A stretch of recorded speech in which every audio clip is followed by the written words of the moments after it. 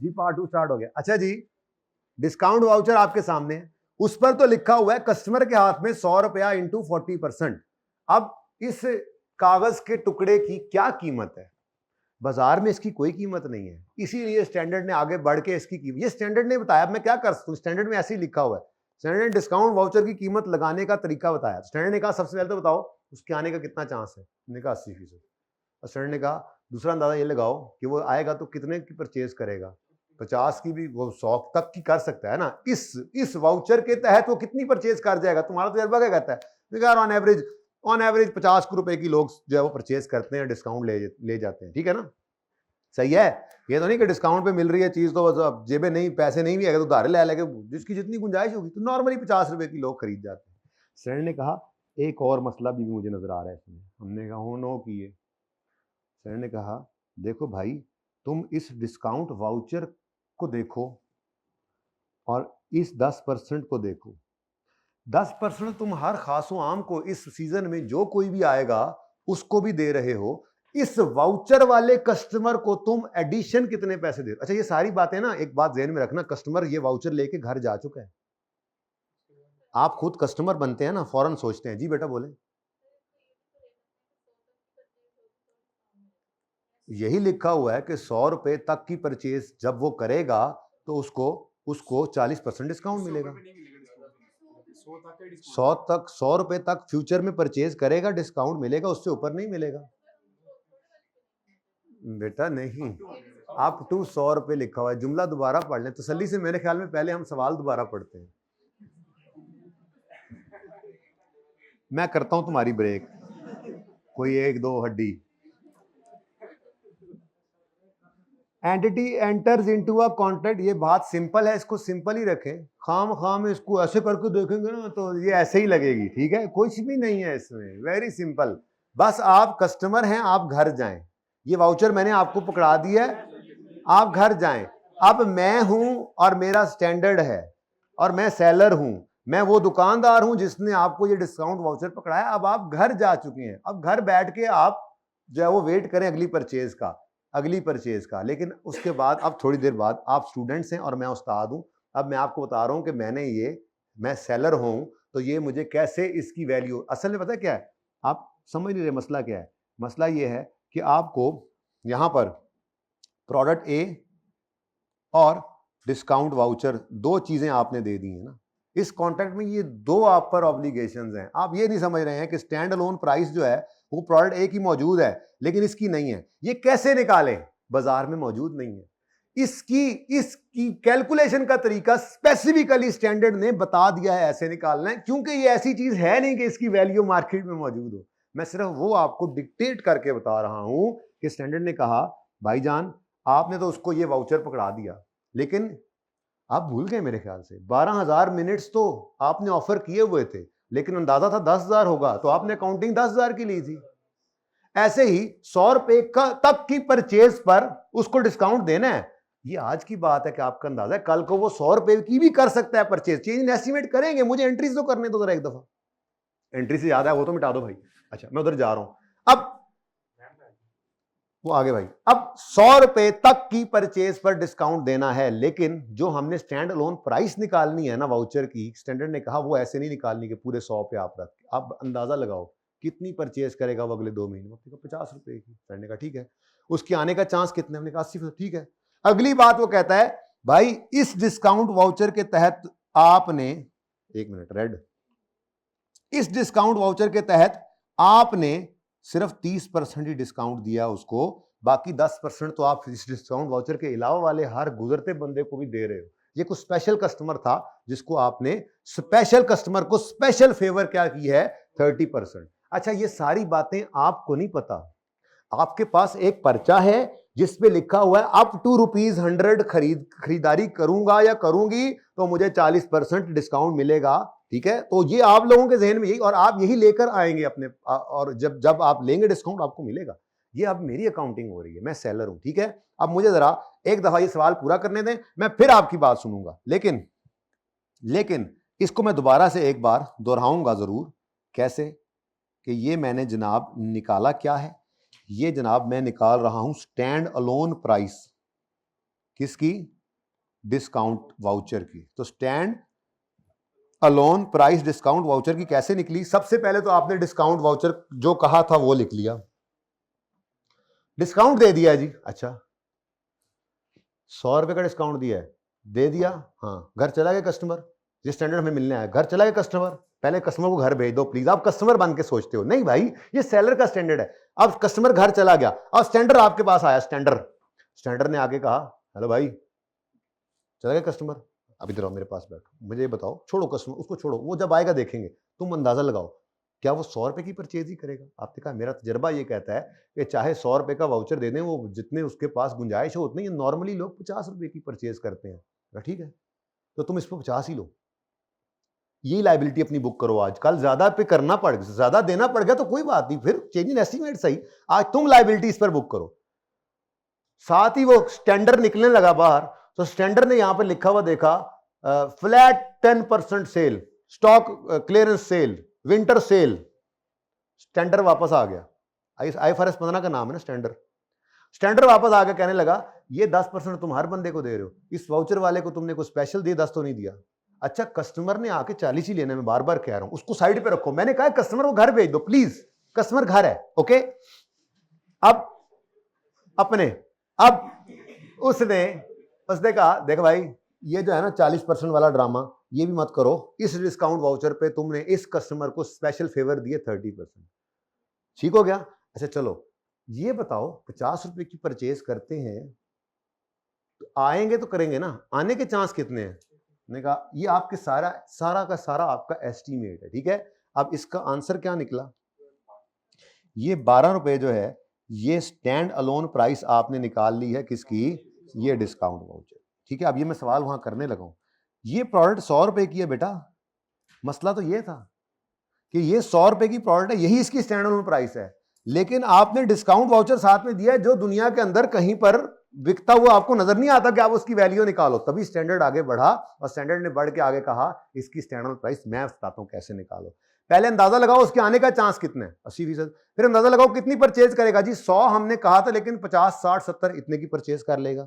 अच्छा ये अंदाजा तो लग गया, बताओ इस कस्टमर को इस डिस्काउंट वाउचर पे स्पेशली कितना डिस्काउंट है? उन्होंने कहा हर बंदे को 10% दे रहे हैं, तो इसको तो 30 ही दिया, तो इस डिस्काउंट वाउचर की ये मार्केट प्राइस है, यूं समझ लो, हालांकि होती नहीं है, ठीक है। अब ये सवाल शुरू हुआ है, अब जाकर तो सवाल ऐसे नहीं होगा, सवाल तो ऐसे होगा, हम यहां पर आकर लिखेंगे क्या हमने देना है जी इसको, प्रोडक्ट ए, हाँ ये मैं बताता हूं तुम्हें, आंख खुल गई तुम्हारी भाई, कितनी ऑब्लिगेशन? 2, पहली है प्रोडक्ट ए डिलीवर कर रहे हैं, दूसरा डिस्काउंट वाउचर, ये भी तो ऑब्लिगेशन है, ठीक है। अब प्रोडक्ट ए की स्टैंड अलोन प्राइस ये क्या है ये देख लो आप। अब सवाल के पास आ जाओ, वापस सवाल के पास आ जाओ और पढ़ना शुरू करो सवाल को, ये छोड़ो 1 मिनट के लिए जी। Entity A enters for contract to sell of product A for 100, तो प्रोडक्ट ए कितने की है? 100 की, ये इसकी क्या है? Stand alone price. साथ ही आपने उसको क्या कर दिया, आपने उसके हाथ में पकड़ा दिया, थमा दिया एक discount voucher as part of contract, इसी कॉन्ट्रैक्ट का पार्ट आपने बनाया क्या, एक डिस्काउंट वाउचर को। Entity gives customer a 40% discount voucher for any purchase up to 100। अब ये कहानी तो थी, अगर और कोई बात ना होती तो आपको कोई अंदाजा भी नहीं है, कुछ भी नहीं है, आपको कोई पास्ट एक्सपीरियंस नहीं है, तो आप डिस्काउंट वाउचर का 40% कर देते, ये आपकी स्टैंड अलोन प्राइस होती। लेकिन आपने कहा ओ जी 100 नहीं, 50 रुपए तक की परचेज करेगा फ्यूचर में जिस पर मुझे डिस्काउंट देना पड़ सकता है। ठीक है स्टैंडर्ड का, ठीक है तुम्हारा अंदाजा है, बाद में ज्यादा थोड़ा कम हो गया, ज्यादा हो गया कम हो गया तो चेंज इन एस्टीमेट कर ले। अभी एंट्रीज करते हैं दोनों मौकों पर, अभी सिर्फ एंट्री में सिखा रहा हूं आपको जिस दिन ये सेल की है विद डिस्काउंट। अब जब वो आएगा तो उसकी एंट्री में चेंज हो सकता है, वो मैं करवाता हूं अभी, ठीक है। आप वेट ही तो नहीं कर रहे थोड़ा सा। अब ये 40% ही है, ये भी सवाल में कभी कभार ही होता है, जो हमने मैक्सिमम चीजें इस सवाल में डाली हुई हैं, ये स्टैंडर्ड की अपनी एग्जांपल इस तरह से है ना, तो मैक्सिमम चीजें इसके अंदर है, सवाल के अंदर सारी नहीं होती, सवाल के अंदर तो अक्सर ये 12 की फिगर दे देता है। मैं अभी दिखाऊंगा आपको पास सेवर का सवाल, लेकिन हम उस लेवल तक पहुंचे सारा समझ के ना तो बेहतर है, ठीक है जी। तो 40 रुपए का डिस्काउंट इस वाउचर पे तो जरूर लिखा हुआ है, लेकिन इस वक्त में हर खास आम को 10% डिस्काउंट मिल रहा है, तो इस वाउचर होल्डर को स्पेसिफिकली आप 10% तो आप हर किसी को दे रहे हैं डिस्काउंट, इस कॉन्ट्रैक्ट के इस कस्टमर वाउचर वाले कस्टमर को स्पेसिफिकली आप कितना डिस्काउंट दे रहे हैं? ये 30 यहां से, अगर वो आएगा तो 40 ही लेगा। अभी उसको आने दो, अभी वो आया नहीं है, वो घर है बेटा, वो घर बैठा है, तुम घर बैठे हो, आने दो, तुम चीज खरीदने आओगे, मैं तुम्हें 40% डिस्काउंट ना दूं तो बात है, क्योंकि तुम्हारे पास जो वाउचर है उस पर 40% लिखा होगा। बेटा वो तो वो हम नहीं, तुमने डिस्काउंट लेना है, मैं डिस्काउंट दूंगा, ठीक है। लेकिन वो डिस्काउंट देखो ना, मैंने तुम्हें जो वाउचर पकड़ाया, मैंने कहा तुम्हें स्पेशल फेवर मिलेगी, तुम्हें मैं डिस्काउंट दूंगा, ठीक है। अब तुमने कहा मिसाल के तौर पे एडमिशन चल रहे हैं आज, हैं, तुम कहो जी सर कुछ आगे मेरे पास, मैंने लिख के दे दिया तुम्हें मैं 40% डिस्काउंट दूंगा, बेटा सिर्फ तुम्हारे लिए। तुम नीचे जाकर कहते हो 10% तो हर किसी को दे रहे हैं, वापस आ गए। तो मुझे तो आपने इस मुझे क्या स्पेशल फेवर दी है? मैंने कहा यार 30 ही है, बाकी 10 तो सबको मिल रहे हैं। तो जब डिस्काउंट लेने जाओगे तो पर्चे में 40 है, उसको वो वक्त तो आने दो बेटा, अभी मुझे रिकॉर्डिंग करने दो, ठीक है। अब मैं सेलर हूं, मैंने डिस्काउंट वाउचर कितने का पकड़ाया? 40% का, लेकिन तुम घर चले गए हो। अब मुझे पता है, मुझसे स्टैंडर्ड ने आगे कहा है कि तुम इसको स्पेशल कितना डिस्काउंट दे रहे हो? 30%। कितने पेपर ये रखेगा? 50 रुपए एक की अगर थी तो 100 रुपए, ये 2 पेपर का डिस्काउंट दिया, वो रखने ही एक आए। जब रखने, मेरा अंदाजा है कि यार जिसको डिस्काउंट दे वो 2 नहीं एक ही पड़ता आगे, ठीक है। तो 50 हो गया और 30 हो गया, लेकिन 80% चांस है आने का, ठीक है। तो अब क्या वैल्यू इसकी निकली? ये 12 मुसीबत निकल आया। लेकिन बेटा इसको अभी ना लिखें, अपना कॉन्सेप्ट खराब ना करें, तरतीब पे रहें, तरतीब पे। अगली चीज क्या है? Allocated transaction price. और ट्रांजैक्शन प्राइस क्या है? बस ये खसूसियत और खूबसूरती है डिस्काउंट वाउचर वाले सवालों की, ये हमेशा सेम होगा। कस्टमर तो 100 रुपए की परचेज करके गया है ना, तो ट्रांजैक्शन प्राइस 100 इसी के बराबर होगी। ये मुसीबत बीच में नहीं थी और इसकी वैल्यू भी नहीं होती, इसीलिए स्टैंडर्ड ने आगे बढ़ के कोशिश की ऊंट को रिक्शे में बिठाने की। तो पता नहीं बिठा पाया स्टैंडर्ड या नहीं, मेरे हाथ तो बिठा लिया था, लेकिन कोई बात नहीं, आपको भी समझ आ जाएगी। नेक्स्ट, अगली बात। अब where is my blue hawk? हाँ जी, टोटल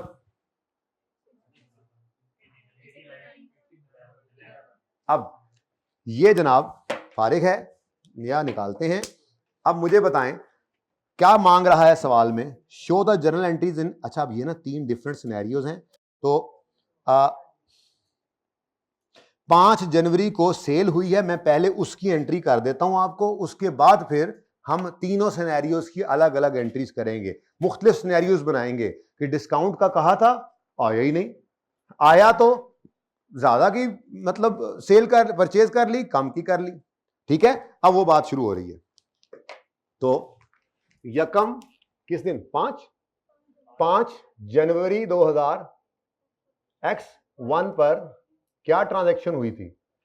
कैश आपने रिसीव किया था आज 100 रुपए, रेवेन्यू आपने, सेल ही होती है लेकिन चलो स्टैंडर्ड का नाम है और चल रहा है, रेवेन्यू ऑफ प्रोडक्ट ए आपने बुक किया कितना? 89 का, और कॉन्ट्रैक्ट के तहत आप पर एक लायबिलिटी पड़ गई, अब वो कितनी है जी? 11, ठीक है। अब यहां पर आप सेलर हैं और आपने ये एंट्री कर ली है, ठीक है। अब कस्टमर की बारी आएगी, वो आता है या नहीं आता है, तो उसमें 3 सिचुएशंस हैं possibly. Situation 1, the customer made the purchase of, जैसा सोचा था वैसा ही पाया, इतना जबरदस्त अंदाजा, हाँ करामत ही है बुजुर्गों की, हैं जी आपकी माशाल्लाह, जो अंदाजा लगाते हैं सही पहुंचते हैं। अच्छा, ऑन 20 फरवरी और उसके बाद सवाल खत्म हो गया, तो सवाल ने और कोई बात नहीं की, तो बेटा अब इसमें अजम्पशन यही है, अब इस एग्जांपल में ये लिख लेना चाहिए था हमें, बहरहाल मैंने पढ़ते ही बता दिया, the customer made purchase of 50 of additional product on 20 February X1। वैसे तो 2 महीने तक आ सकता था, लेकिन अब इसके आगे मेरी तरफ से ऐड कर लें, ठीक है, फॉर कैश, और उसके बाद वो नहीं आया, ठीक है ना। बहरहाल मैं बता रहा हूं, लिखने की जरूरत भी नहीं है। सवाल ने क्या कहा, बस ऐसे ही है ना, सवाल ने कह दिया जी कस्टमर ने 20 फरवरी को आकर 50 रुपए की परचेज कर ली, उससे आगे कुछ नहीं बताया, तो मतलब उसके बाद फिर नहीं आया, बात खत्म, ठीक है। अब 20 फरवरी को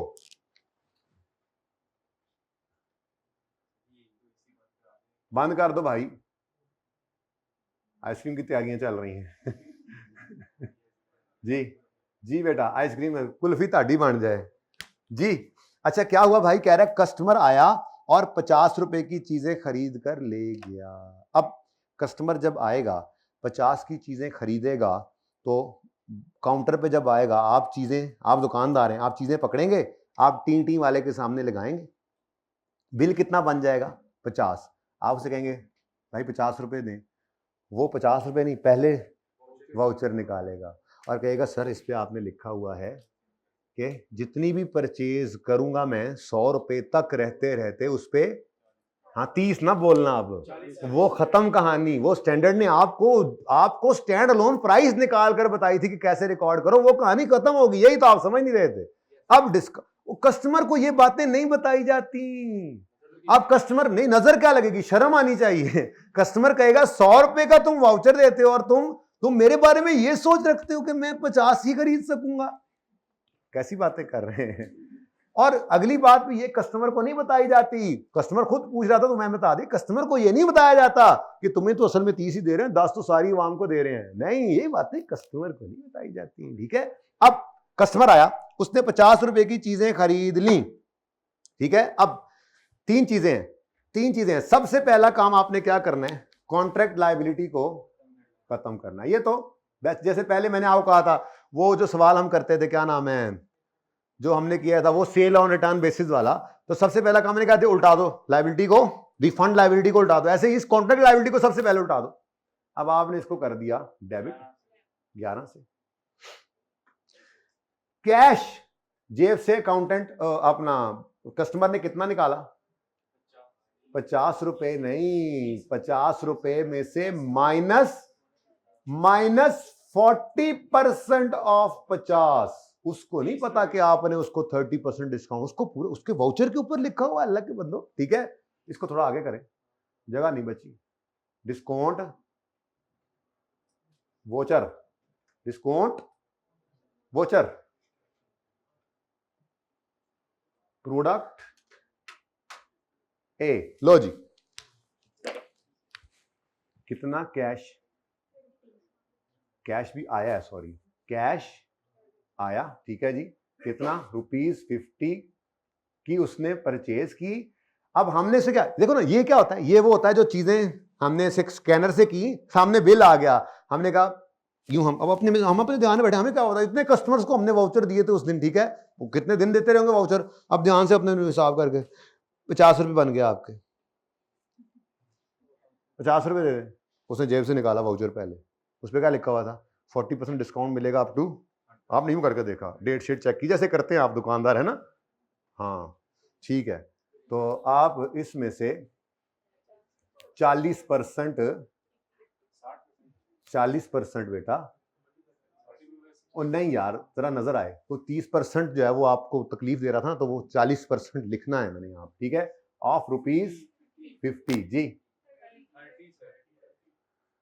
तुम तो इधर हो जाओ, ये 30 वो 40, सुभान अल्लाह। ओके, 80%।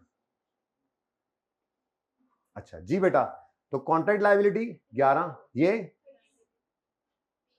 30, और उसके बाद बैलेंसिंग आपने बुक किया करनी है सेल्स, रेवेन्यू वही गल है, सेल आपने, रेवेन्यू आपने बुक करना है बैलेंस। कितना जी, 41।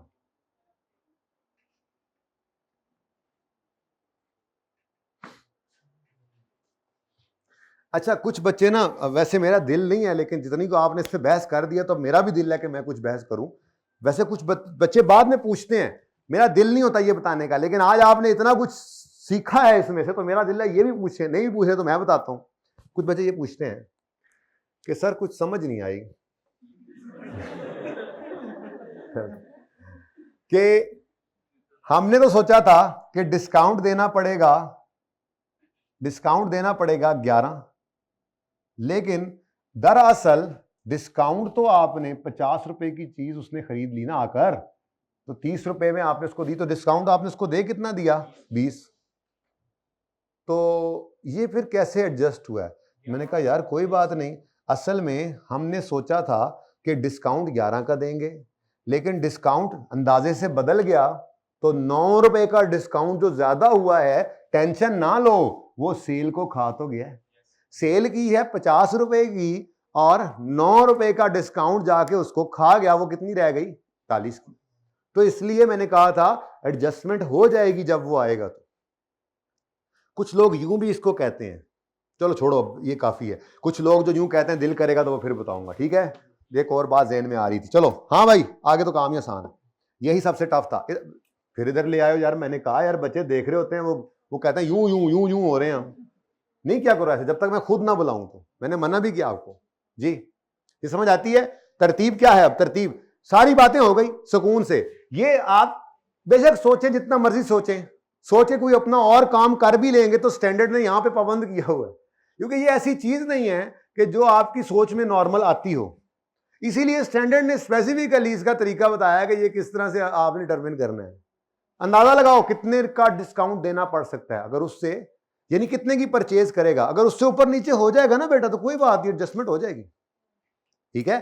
50 रुपए की चीजें खरीदेंगे जी, अच्छा डिस्काउंट स्पेसिफिकली इसको जी 30% आएगा या नहीं आएगा जी, उम्मीद है। तो ये आपकी स्टैंड अलोन प्राइस आ गई डिस्काउंट वाउचर की। अब आपने इसके हिसाब से एंट्री बुक की, जैसे आप आज तक उस तरह के 2 ऑब्लिगेशन वाले सवालों में करते थे। कैश आपने आज 100 लिया, 89 की सेल बुक करें, बाकी कॉन्ट्रैक्ट लायबिलिटी।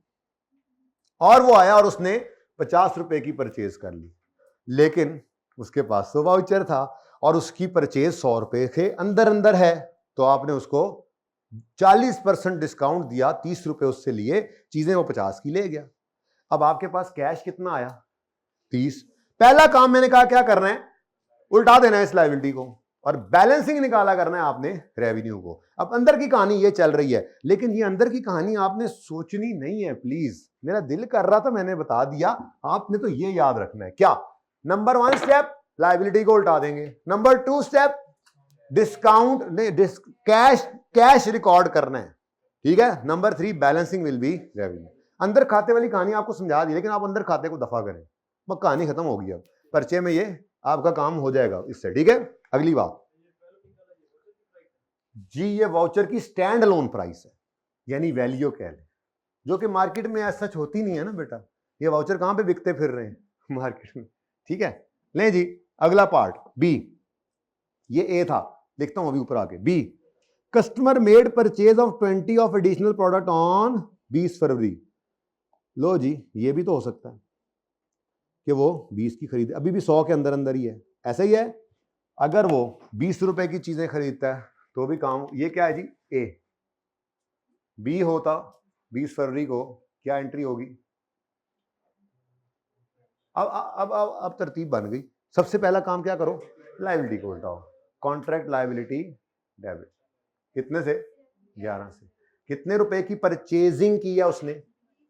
अब 20 रुपए की परचेजिंग करके भी शोखा जा जेब से डिस्काउंट निकाल, वो वाउचर निकाल खड़ा हुआ, जाहिर सी बात है वो 1 रुपए की भी करे तो ये मिलियन में होगी फिगर यार, टेंशन नहीं लेते हो, ठीक है।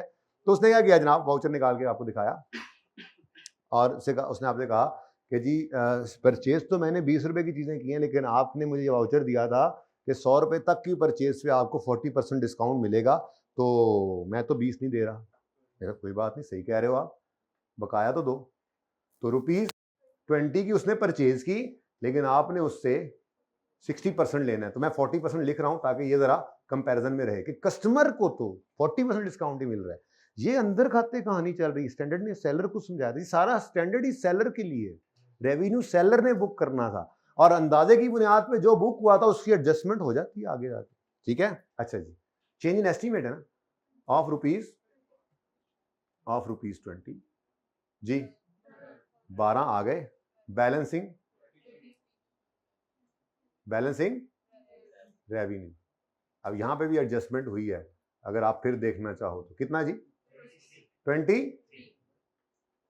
कहानी चेक करो, सोचा था डिस्काउंट देना पड़ेगा 11, डिस्काउंट कितना दिया? 3 रुपए से बचत हो गई।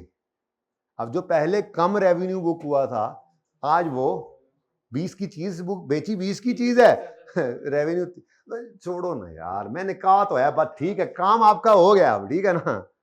काम हो गया कि हो गया काम? हो गया काम। दोनों में फर्क है ना, काम हो गया आपका या हो गया काम?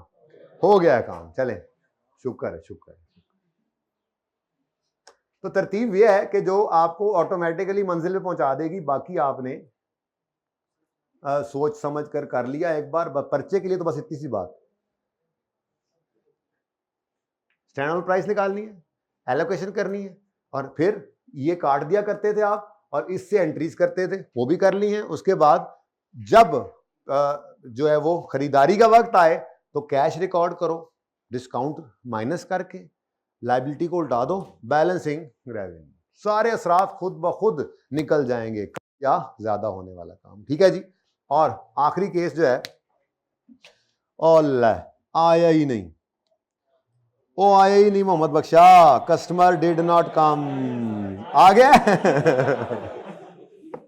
लेकिन पहले ये कर लो यार, customer did not come in 60 days and the option has lapsed. Option has, अब ये 5 जनवरी से 5 फरवरी और मैं 5 मार्च ही लिखूंगा फिर, और ठहर जाओ, मुझे पता है सब समझ आनी है अब तो तुम्हें फटाफट। तो स्टेप 1 क्या है जी? Contract liability debit, contract liability debit 11 से। कैश कितना आया आपके पास? ओ मोहम्मद बख्शा आया ही नहीं, कैश कितना आना है? तो रेवेन्यू बैलेंसिंग, सादा बात, आपने एक लायबिलिटी बनाई थी कि डिस्काउंट देना पड़ सकता है, उस वक्त रेवेन्यू कम बुक किया था 11 से, वो नहीं आया, लायबिलिटी नहीं है, अब कोई डिस्काउंट नहीं, 2 महीने गुजर गए तो आपने उसको रेवेन्यू बुक कर लिया। ठीक है, पॉज करें। ठीक है जी, तो आ जाएं, अब पास पेपर का एक सवाल करते हैं।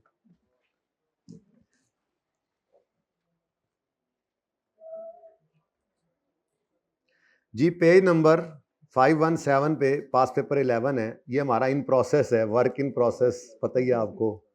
इसमें पॉइंट 1 हमने कर लिया था, पॉइंट 4 हो गया था, आज इंशाल्लाह पॉइंट 3 कर लेंगे, ये फिर इंशाल्लाह पॉइंट 2 होपफुली कल ये भी हो जाएगा। कॉन्सेप्ट्स है ना छोटे छोटे, अब पूरे स्टैंडर्ड में से जब सवाल आता है, अब सवाल देखें माशाल्लाह से कितने नंबर का लिखा नहीं, 16 नंबर का सवाल आया। तो इस तरह के सवाल आते हैं, अब वो डिफरेंट ज़ाहिर है कॉन्सेप्ट होते हैं आपके सामने पे, तो हम आहिस्ता आहिस्ता ये चीज़ें पढ़ते जा रहे हैं। अब ये सारी आपके बैंक में आती जा रही हैं चीज़, तो बस यही है अब तैयारी है, इसीलिए तो आपको तैयारी साथ साथ करवाई जा रही है, क्योंकि ये टेक्निकल है, और अगर आप पे कुछ छोड़ा जाए तो फिर तबाह दे स्टूडेंट, तबाह दे, इसलिए आप इधर ही आते रहें। ऑन 1 फरवरी 2021 पीएमएल, हाँ पीएमएल मतलब प्रोडिया मोटर की बात हो रही है, आप क्या समझे? सियासी बातों से हम परहेज करते हैं। किधर भाई, ऐसे टाइम पास करते तो जल्दी आते, फिर आइसक्रीम तुम खा लेते, अब रह गए ना तुम। ओहो बेचारा, ओहो किस्मत, किस्मत ये होती है, रिस्क जिसका रिस्क हो उसको मिलता है। अब देखो इसके सामने दरवाजे के साथ ही बैठा था।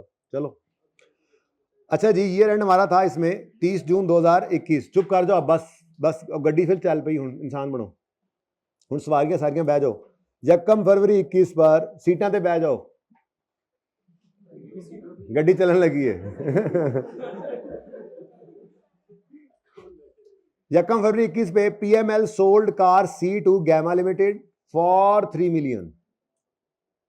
मिलियन का, ये ट्रांजैक्शन प्राइस होगी ना, एंड रिकॉर्डेड, अच्छा ये तो है गलती, ये तो बाद में देखेंगे ना, पता ही है आपको, जो हम रेक्टिफाइंग एंट्री है, हाँ भाई करेक्शन ऑफ एरर सही तरह से करना है, नहीं जान छुट दी इधर, देख लो। पीएमएल ऑल्सो प्रोवाइडेड जीएल अ ₹2 मिलियन डिस्काउंट वाउचर। अच्छा अब मजे की बात है एक चीज हमने कहा था कि फ्यूचर परचेज क्या एक्सपेक्ट कर रहे हैं, पहले हमने ये डिसाइड किया था, फ्यूचर एक्सपेक्टेड परचेज,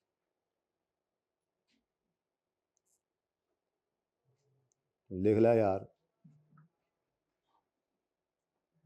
उस फ्यूचर एक्सपेक्टेड परचेज यानी 50 को हमने मल्टीप्लाई किया था डिस्काउंट की परसेंटेज से, और फिर हमने उसको मल्टीप्लाई किया था उसके आने की के चांस के साथ। ठीक है, अब खैर से इन्होंने क्या किया, इन्होंने हमें बता दिया जो फिगर होती है ना जी, ये मल्टीप्लाई करने के बाद जो आती है, यानी कि 50 इंटू 30 कितना बनता है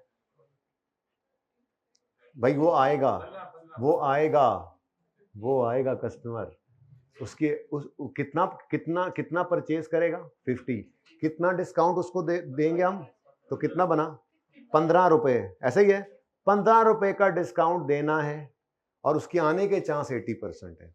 अब सवाल ने आसानी कर दी, ये तो बहुत मुश्किल से आप यहां तक पहुंचे थे। मैंने कहा ना ऊंट को रिक्शे में बिठाना पड़ा था, लेकिन ये इकट्ठा करके सवाल में अगर 15 दिया होता तो वो इस सवाल के अंदर गिवन है। जिंदगी आसान है, ठीक है। अब पढ़ो, इधर पढ़ो, अब इसको पढ़ो, पढ़ो पढ़ो पढ़ो।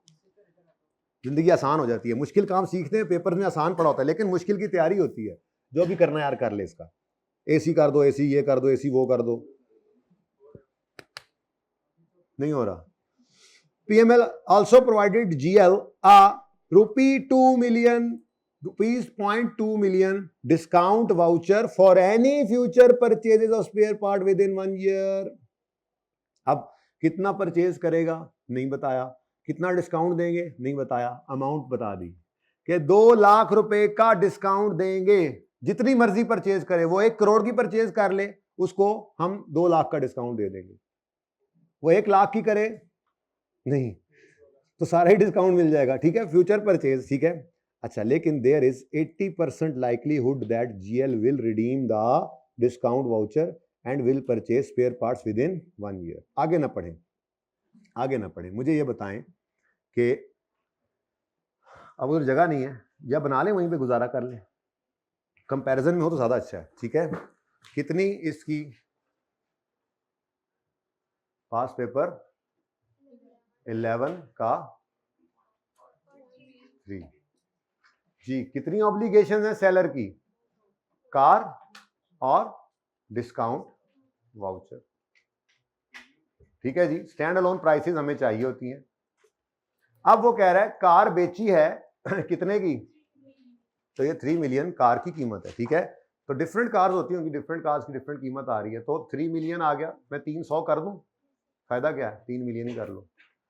अच्छा, उसके बाद डिस्काउंट वाउचर में ये काम नहीं करना पड़ेगा आपको। ये 15 वाली फिगर उसके इक्विवेलेंट यहां पर 0.2 वाली फिगर अवेलेबल है और इसका आने का चांस 80% जी। 1.16 मैं भी क्या बात किमें गया 0.16 यानी मसनूईटा, यानी कि आप कह रहे थे डिस्काउंट वाउचर तो आपने इसको दिया 2 लाख का, लेकिन आपका अंदाजा है इसके आने के चांसेस 80% है। तो उस हिसाब से फिर आप प्रोबेबिलिटी लगाएं तो 1,60,000 का डिस्काउंट देना पड़ सकता है। इसकी लायबिलिटी आज बुक करनी है, लेकिन आप अपने तरतीब को बिल्कुल ना छेड़ें, ठीक है जी। और एलोकेटेड ट्रांजैक्शन प्राइस की बारी आए तो मैंने कहा है आपके लिए इस डिस्काउंट वाउचर वाले केस का की खुसूसियत ही क्या है? यही इसकी ट्रांजैक्शन प्राइस होती है। ये ट्रांजैक्शन प्राइस, ट्रांजैक्शन प्राइस, ठीक है। नेक्स्ट, अब देखते हैं जी आगे क्या हुआ। वो कहता है bye the end of year,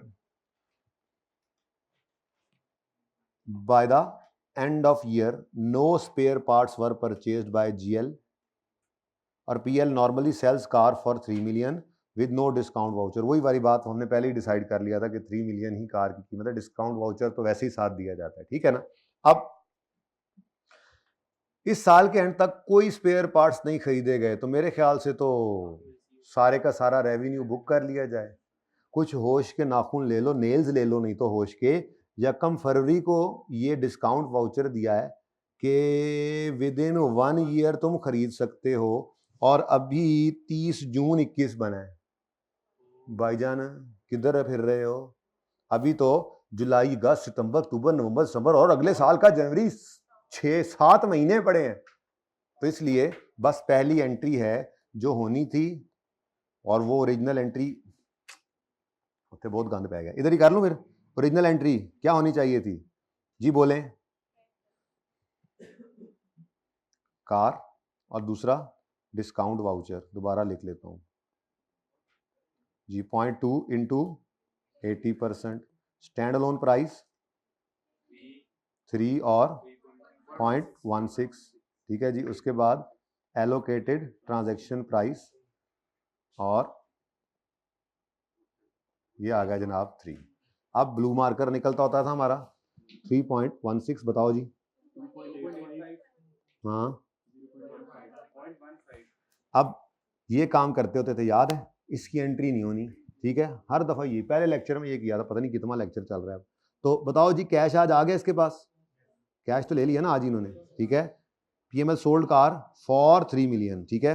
अच्छा, बाद में पता लगा ना कि नहीं आए पैसे तो इसको डेटर कर देंगे, टेंशन ना लें, लेकिन फिलहाल तो कैश ही है। उसके बाद रेवेन्यू ऑफ कार रिकॉर्ड करें, सेल या रेवेन्यू जो भी लिख लें, रेवेन्यू ऑफ कार रिकॉर्ड कर लें जी, कितना 2.85, और कॉन्ट्रैक्ट, और बस ईयर एंड हो गया आपका 0.15। अब और कुछ भी नहीं करना, ठीक है। ये होना चाहिए था। को मसला किसको बेटा? नहीं वो तो ठीक है, लेकिन उसने कहा है अगले साल में किसी भी वक्त आ जाए, तो ये कौन सा हम साथ साथ सर्विस दे रहे हैं? आपने उसको क्या कहा है, डिस्काउंट ले जाना।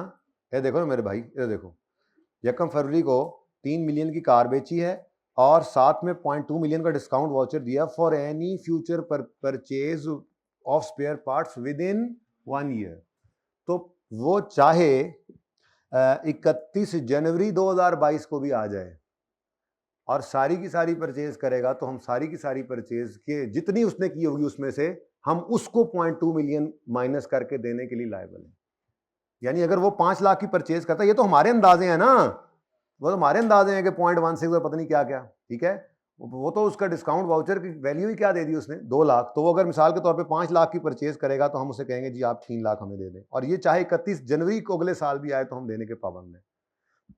ये को साथ साथ सर्विसेज नहीं थी कि जो हम दे रहे हैं, हमने ये नहीं कहा था कि हम मेंटेनेंस सर्विसेज तुम्हें देंगे, कि हमने उसको 5 महीने की सर्विसेज दे ली और पूरा साल हर महीने उसको हमने मेंटेनेंस देनी है। बल्कि उसे कहा स्पेयर पार्ट्स देंगे जब भी कभी परचेज करोगे, और साथ ही उसने क्या कह दिया, अगले साल में कर सकता है, और अभी तक कोई परचेज कितने गया हो, by the end of year no spare part purchase, ठीक है। तो फिर सारी की सारी अभी लायबिलिटी है, ठीक है। अच्छा जी, ये होना चाहिए था। और आ गया जनाब आपका डन बाय अकाउंटेंट, पता नहीं रॉन्ग एंट्री है ये, अब देखें क्या करता है इसने, क्या चवल मारी है। अब ब्लैक्स को हटाएं, ब्लैक्स को हटाकर आप क्या देख रहे हैं अब, कितने गया ब्लैक, तो लुक ही गया ये, फॉर 3 मिलियन एंड रिकॉर्डेड, यानी sold car for 3 million and recorded the entire amount as revenue. अरे भाई क्या कर दिया तुमने, क्या कर दिया, कैश तो डेबिट करना ही था तुमने, सारे का सारा, ये कारकूर हटा दो, सारे का सारा रेवेन्यू ही, ओहो क्या कर दिया तुमने, क्या कर दिया यार। कोई बात नहीं, अब आप है ना, रिक्वायरमेंट थी, ये सुबह कितने दिन से चल रही है, करेक्टिंग एंट्रीज करो तो करो यार, कैश आना था आगे कुछ ना करें, रेवेन्यू क्रेडिट करना था 2.85 से ज्यादा क्रेडिट कर गए तो डेबिट करो, तो रेवेन्यू कितने से, और कॉन्ट्रैक्ट लायबिलिटी दोनों। एक और सवाल करो इसी तरह का, पास ये सही है, तो पिक्टर लेनी है तो पिक्टर ले लें, ये पास पेपर 11 का 3 है। अगर किसी ने सिर्फ पिक्चर लेने वाले भी बैठे होते हैं ना, कुछ अहबाब पुट्ठे घर वाले, ले ले किसी के मोबाइल में तस्वीर, ओह माय गॉड। अच्छा जी, पास पेपर 14 का 3 ओपन करें, पेज 520 पे, बस उसके बाद कॉस्ट टू ऑब्टेन पढ़ा के छुट्टी। ओ आसान सा कॉन्सेप्ट है यार। हाँ अभी मैं जाऊंगा तो डेरा गाजी खान पुल बनाने, इंशाल्लाह सारा सवाल हो जाएगा। नहीं डेरा गाजी खान में ओवरहेड ब्रिज है कोई नहीं है, बस आज बनाते हैं इंशाल्लाह, टेंशन ना लो तुम, है ना, हम है ना।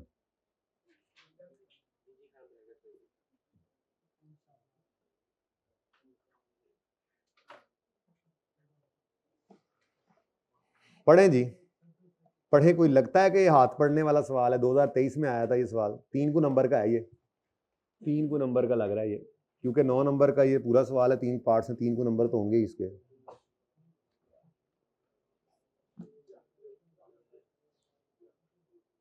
याक्ट, याट, याक्ट,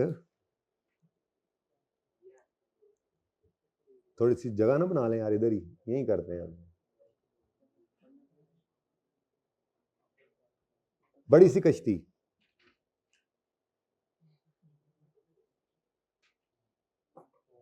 आके पढ़ते पढ़ते मैं जरा पेंटिंग कर लूं। कभी कभी मुझे लगता है कि मैं पढ़ाना ना शुरू करता हूं, मैं पेंटर होता, लेकिन फिर मुझसे पेंटिंग नहीं होनी थी। जी भाई, छोड़ देता हूँ, पेंटिंग शुरू कर देता हूँ। पेंटिंग आसान है। हाँ, अच्छा,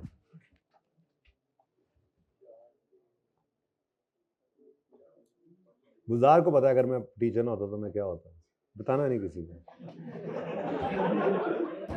अच्छा, बसने वालों को पता ही नहीं, ये लोगों की ना आदत है, बात पता भी नहीं है।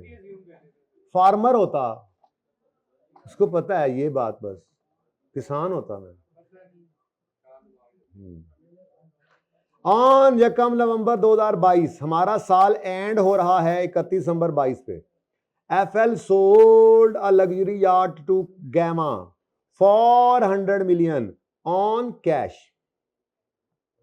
FL also provided GL with a rupees 5 million discount voucher. चलो जी, 2 दफा आ गया, फिर डिस्काउंट वाउचर अब पास पेपर।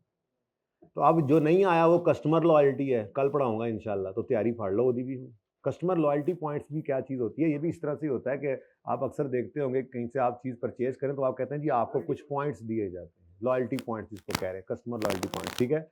उन पॉइंट्स को रिडीम किया जाता है, इसी तरह से हर पॉइंट के बदले कुछ डिस्काउंट मिलता है। जैसे 1 पॉइंट के बदले 1 रुपया डिस्काउंट भी मिल सकता है, 2 भी मिल सकता है, ठीक है। तो ये भी इसी तरह की चीज़ है, बस डिफरेंट मैकेनिज्म है। यहाँ पर वाउचर पकड़ाते हैं, वहाँ पे पॉइंट्स उसको मिलते जाते हैं, वो पॉइंट्स रिडीम करते हैं, यहाँ पे डिस्काउंट वाउचर रिडीम करते हैं, ठीक है। तो वो अभी तक आई थिंक नहीं आया, देखते हैं अभी, वैसे रिसेंट वाला देखता हूँ, जेन में नहीं है इस वक्त। खैर, ये तो आ गया ना दोनों दफा।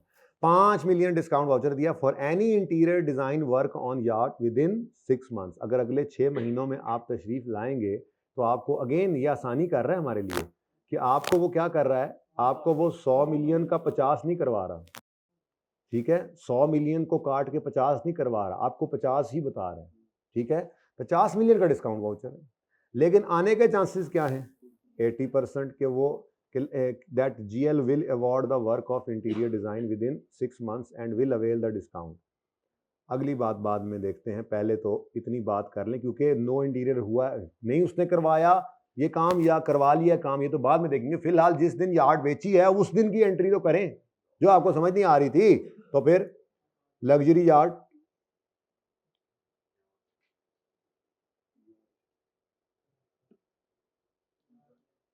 और दूसरा क्या है जी, डिस्काउंट वाउचर, वोचर। अब डिस्काउंट वोचर 5 मिलियन का है और आने के चांसेस हैं 80%, ये लें जी 4, और नॉर्मली सेल्स 100 मिलियन की ही विदाउट एनी डिस्काउंट, ठीक है जी। तो ये 100 ही आ गया। हर सवाल ही एक तरह से होता है यार, बस समझने की देर होती है। तो यार ये तो बाद में लिखते होते हैं, हाँ यार, तबीयत ना ख़राब करो यार, ऐसे खाम खा में ना उलट काम करके, जो तबीयत बनी हुई है वही रखो जी। ये 100 ही है।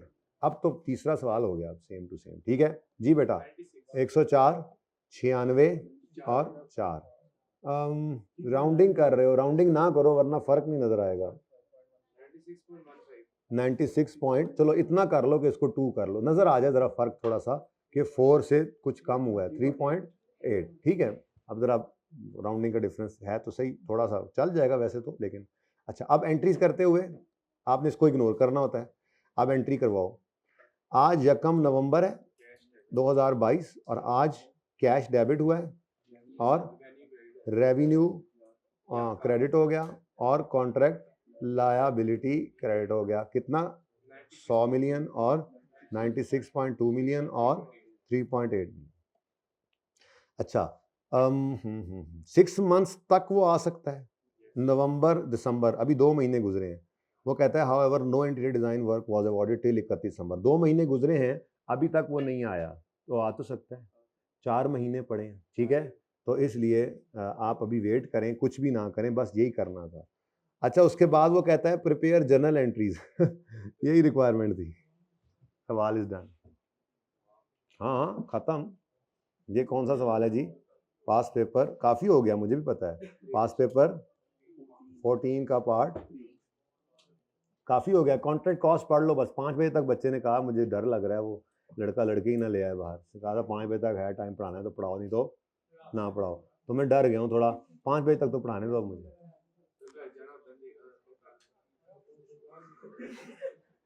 अच्छा बेटा, कुछ करता हूँ तुम्हारा मैं। तुम आ जाना मेरे साथ, मैं ड्रॉप कर दूंगा तुम्हें।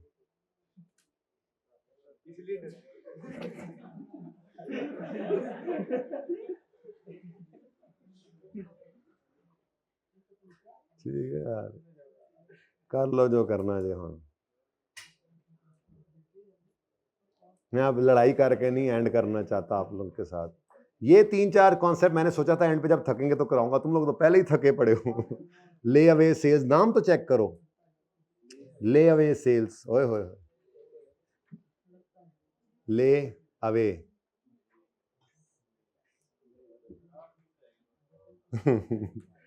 ठीक है भाई, और को हुक्म।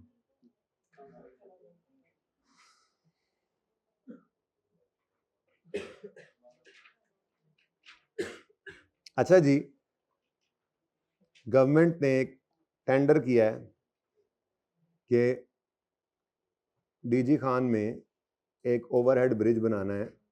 तो आप लोग आए, कॉन्ट्रैक्टर्स आए और आकर बिड करें, विन करने के लिए ये कॉन्ट्रैक्ट टेंडर करें, बिड करें। ठीक है जी। तो अब शहरियार और मैं जो है वो लाहौर से निकल गए हैं। ठीक है जी, साथ जहांजेब भी है। जहांजेब सेल्स मैनेजर है, शहरियार भी सेल्स मैनेजर ही है, लेकिन ये दोनों जो हैं ये इंजीनियर्स हैं। असल में ना, आप अगर कंस्ट्रक्शन कंपनी है तो आपका सेल मैनेजर जो होता है वो इंजीनियर ही होता है ना। ठीक है, उसी को ही पता होता है कि आप कैसे कस्टमर को घेरना है। ठीक है, तो लाहौर से हम निकले जी। अब लाहौर से डीजी खान जाना है तो हमारा ट्रैवलिंग की कॉस्ट आएगी। क्या हुआ, बरास्ता मोटरवे जाएंगे हमें, तुम्हें क्या इससे? ट्रैवलिंग कॉस्ट, ट्रैवलिंग कॉस्ट के अंदर आप प्राइवेट जाते हैं तो बस का किराया, आप अपनी बस अपनी गाड़ी पे जाते हैं तो फ्यूल लगेगा, टोल्स लगेंगे। ठीक है, तो ट्रैवलिंग की कॉस्ट आ गई। उसके बाद आपने वहाँ जाकर एक वकील ढूंढा और उस वकील से एक बिड बनवाई, एक कॉन्ट्रैक्ट बनवाया। कुछ चीज़ें होती हैं, जाहिर सी बात है। अब वो हुकूमत के साथ उन्होंने वो बिड मांगी है तो ठीक है, तो आपने बिड प्रिपेयर करवाई। लॉयर से भी करवा सकते हैं।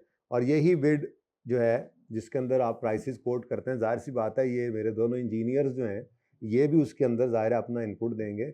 लीगल चीज़ें जो हैं वो लॉयर देख रहा होगा। बहरहाल ये तो चूंकि ऑलरेडी मेरे पेरोल पे हैं तो ये तो उस काम में नहीं, लेकिन लॉयर को हमने वहाँ से जाके डीजी खान से ही हायर किया। वहाँ के ही उसूल व ज़वाबित ज़्यादा बेहतर समझता है वहाँ की मार्केट को। तो लॉयर से हमने बिड बनवाई, बिड या प्रपोजल कह लें इसको।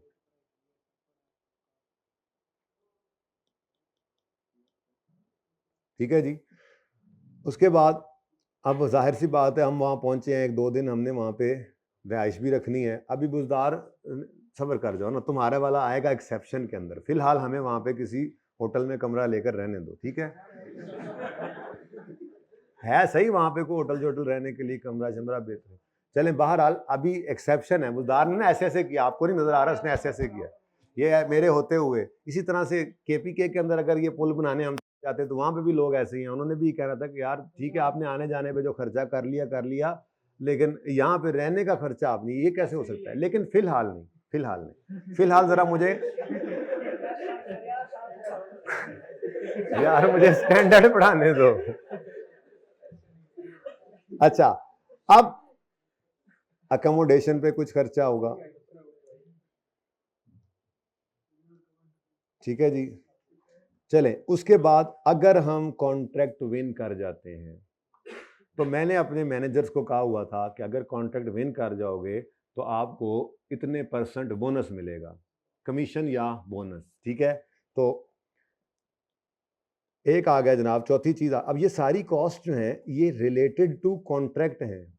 कॉन्ट्रैक्ट हम विन करने गए थे कि वो पुल हम बनाएंगे। ठीक है, तो वो कॉन्ट्रैक्ट विन करने के लिए ये हमने जो है वो सफ़र किया, वहाँ पे हम जो है वो खर्चे कर रहे हैं और उसके बाद ये कॉन्ट्रैक्ट विन हो गया तो भी सेलर को, जो एंटिटी है, उसको ये भी एक कॉस्ट पड़ रही है कि उसके मैनेजर्स को इस कॉन्ट्रैक्ट के विन करने के ऊपर की वजह से एक जो है वो बोनस या कमीशन मिल रहा है। तो कमीशन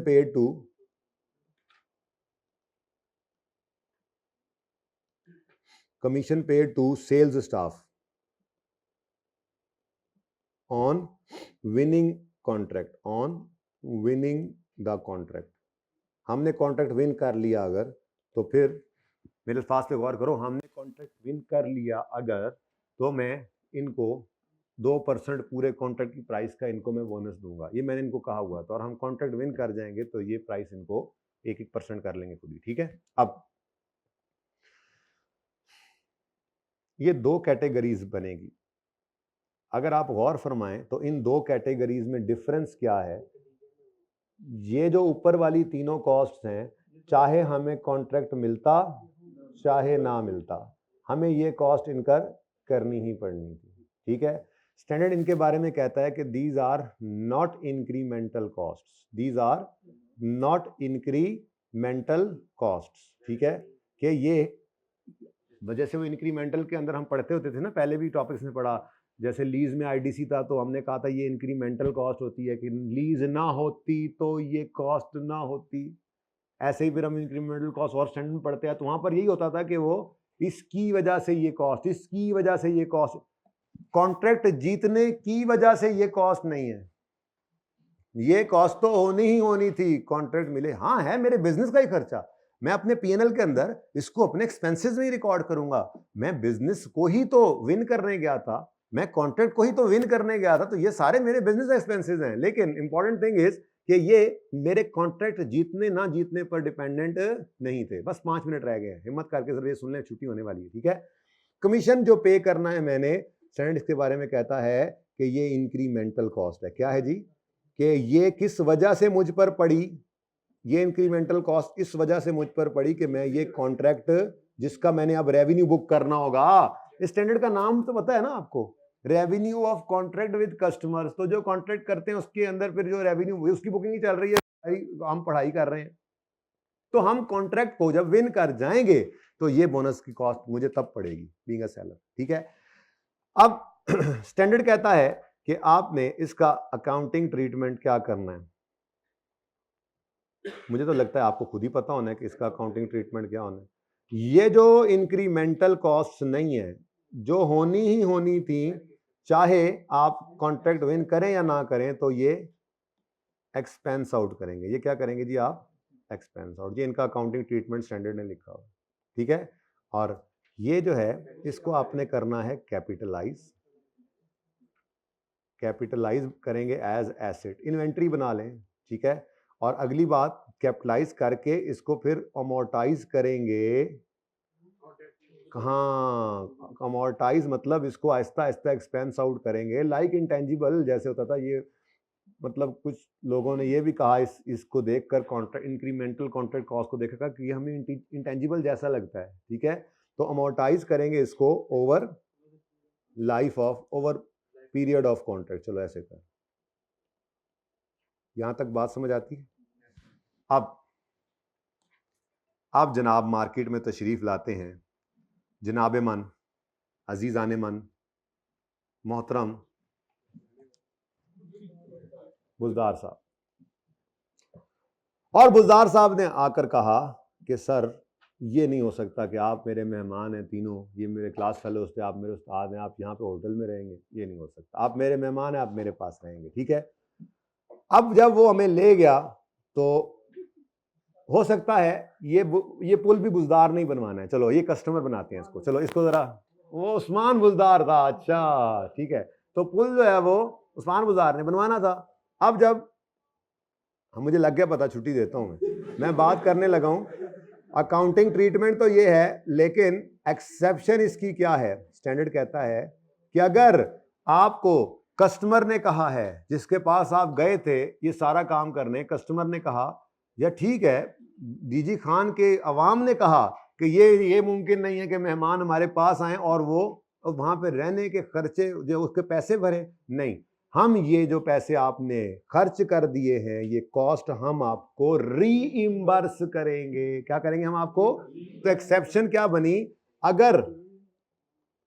अगर ये कॉस्ट्स भी कस्टमर से रीइंबर्स हो जाएं तो इन्हें एसिड बना लो। इन्हें भी क्या कर लो? एसिड बना लो। अब एसिड बना लोगे तो अगला काम फिर आपको पता है, अगर एसिड बन गया तो फिर मतलब वही वाली कहानी इसके लिए भी चल पड़ेगी।